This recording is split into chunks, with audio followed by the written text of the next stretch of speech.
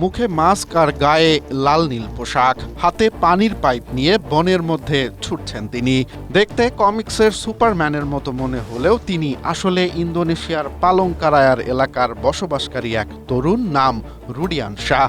সিনেমার সুপারম্যানের মতো কোনো শহর বাঁচাতে নয়, বরং সেন্ট্রাল কালিমান্তানের জ্বলতে থাকা পিটল্যান্ড জঙ্গলের ভয়াবহ দাবানল নেভাতেই তার এই সুপারহিরো রূপ। 2023 সালে স্রেফ কৌতূহল থেকেই বাবার সাথে স্বেচ্ছাসেবক হিসেবে যোগ দিয়েছিলেন আগুন নেভাতে। কিন্তু একদিন আলমারিতে পড়ে থাকা সুপারম্যানের পোশাক দেখে তার মাথায় আসে নতুন বুদ্ধি। স্ট্রবেরি সুপার ডটেড ও ক্লাসিক ভ্যারিয়েন্টে সেন্সেশন জাগুক শিহরণ।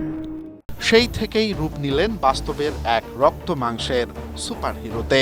বিষাক্ত ধোঁয়া আর প্রচণ্ড ক্লান্তিকে তোয়াক্কা না করে দিনরাত যুদ্ধ চালিয়ে যাচ্ছেন বনের আগুন নেভাতে। চলতি বছরের জুন থেকে আগস্টের মাঝামাঝি সময়ে এই এলাকায় রেকর্ড 298টি অগ্নিকাণ্ডে প্রায় 261 হেক্টর জমি পুড়ে ছাই হয়ে গেছে। সেই কঠিন পরিস্থিতিতে দাঁড়িয়ে এই তরুণের সাহসিকতা মুগ্ধ করেছে সবাইকে। দেশটির ফরেস্ট্রি মিনিস্টার স্বয়ং তাকে ফরেস্ট হিরো উপাধিতে ভূষিত করেছেন। বাবার গড়া স্বেচ্ছাসেবক দলের সাথে কাঁধে কাঁধ মিলিয়ে কাজ করা রুডিয়ান শাহের এখন একটাই স্বপ্ন, বড় হয়ে ফরেস্ট রেঞ্জার হয়ে আজীবন প্রকৃতি ও বনের সুরক্ষায় কাজ করা।